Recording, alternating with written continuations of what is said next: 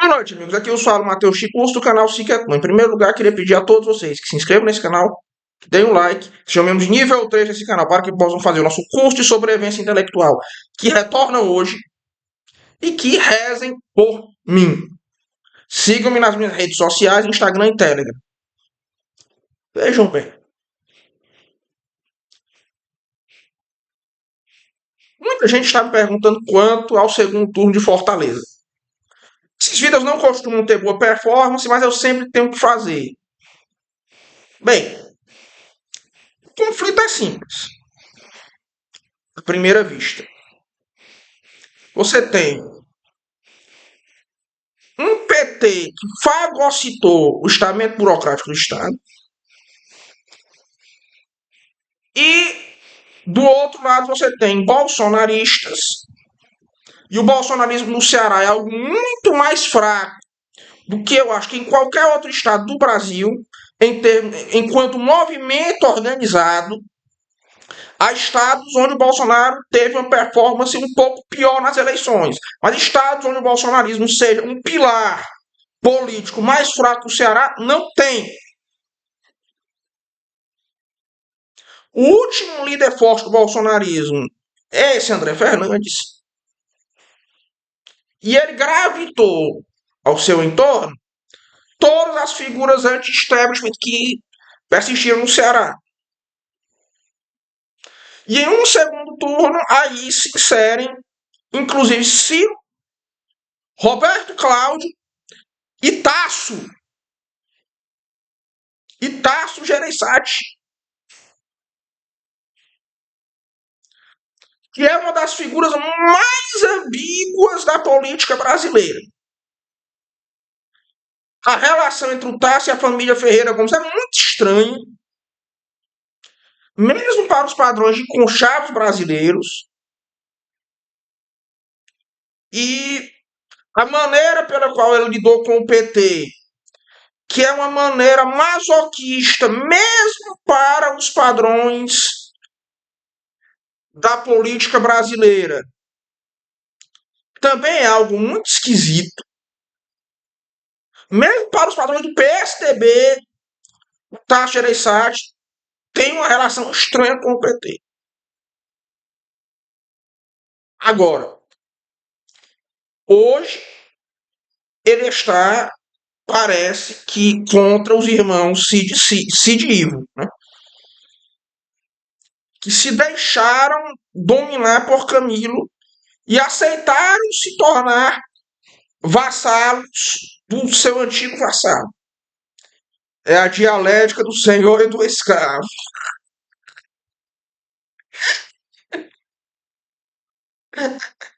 Como dizia Hegel, o escravo se tornou senhor do seu senhor. Tanto que o Topeira, inclusive, apontou, abraço aqui para o Topeira, que ele, o Camilo, começou a, inclusive, usar camisas iguais às do Ciro. Como se o Camilo tivesse virado substituto do Ciro.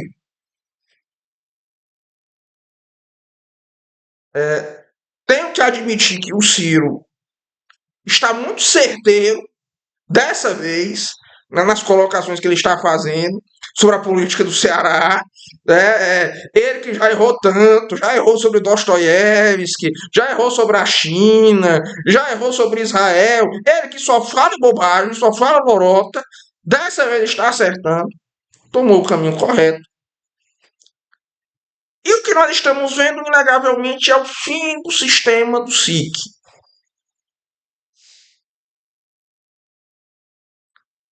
Quando a ditadura militar caiu,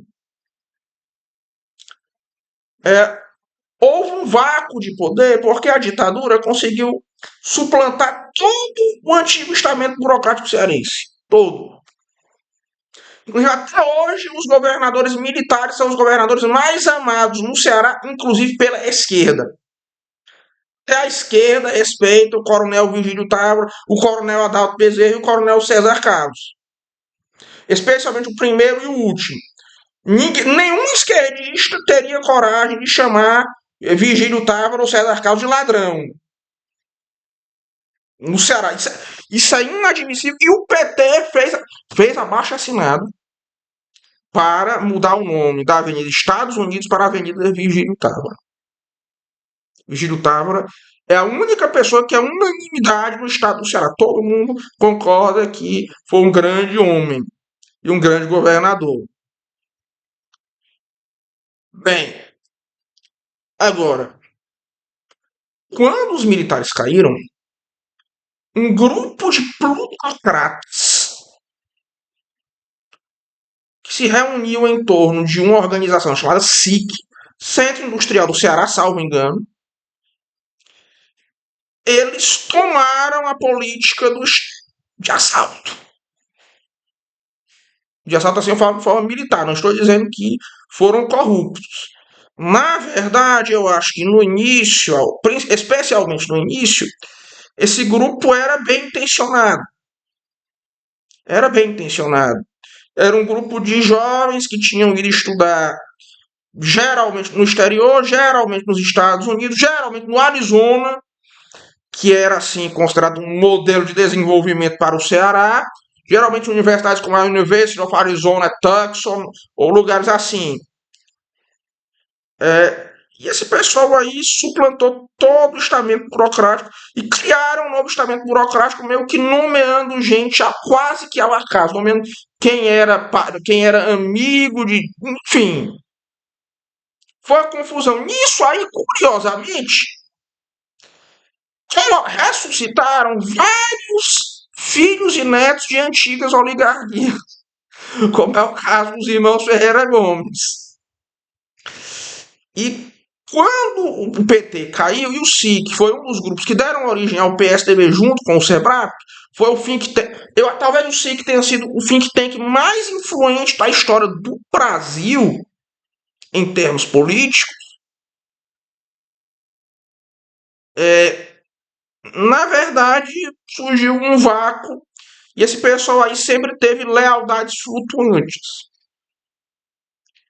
Ficou claro desde mais ou menos 2002 que o Ciro não era um candidato à altura para a presidência do Brasil e ele ficou mais ou menos como um oligarca férico.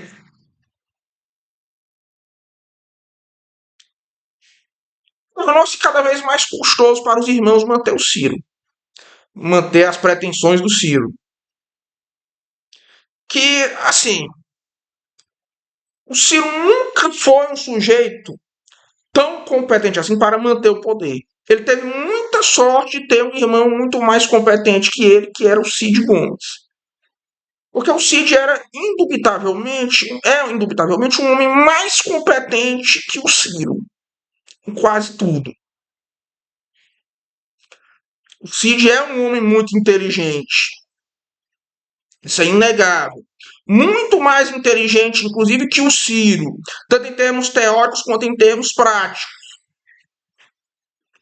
Mas em um certo momento o arranjo se quebrou. O acerto se quebrou. E viram que o Ciro era alguém que mais atrapalhava do que ajudava no fim das contas. Confesso que, como eu já disse, as inside informations por trás desse caso não existem. É tudo obscuro. E o movimento bolsonarista tornou-se a figura de resistência ao establishment depois que, bem, os governos dos irmãos Ferreira Gomes, seja ligados ao Ciro, ao Cid, seja do estado da prefeitura de Fortaleza, provaram ser, com o tempo, extremamente incompetentes na gestão de tudo. O PT é sempre incompetente do ponto de vista administrativo. E agora eles estão em xeque com a figura do André Fernandes. E é isso. A maioria das pesquisas dão alguma vantagem para o André Fernandes. Algumas colocam um empate técnico, mas sempre com o André na frente. O Evandro Leitão é um candidato fraquíssimo. Em debates, ele é muito fraco, mesmo para o padrão da política cearense. O político cearense fala muito mal. Vide Camilo, ele é ainda mais fraco que o Camilo falando. Ele chama o Leitão chama o Fernandes de meu candidato, ele diz que será um prefeito ausente, é uma coisa muito complexa. As duas, notavelmente, as duas torcidas, a do Ceará e a do Fortaleza, estão contra ele, se uniram. A do Fortaleza porque ele foi cartola do Ceará. A do Ceará é porque ele foi o maior cartola do Ceará. E também porque o Fortaleza foi mandado pelo Eduardo Girão e pela família Girão.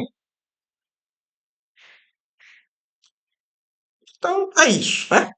Um forte abraço a todos e até logo.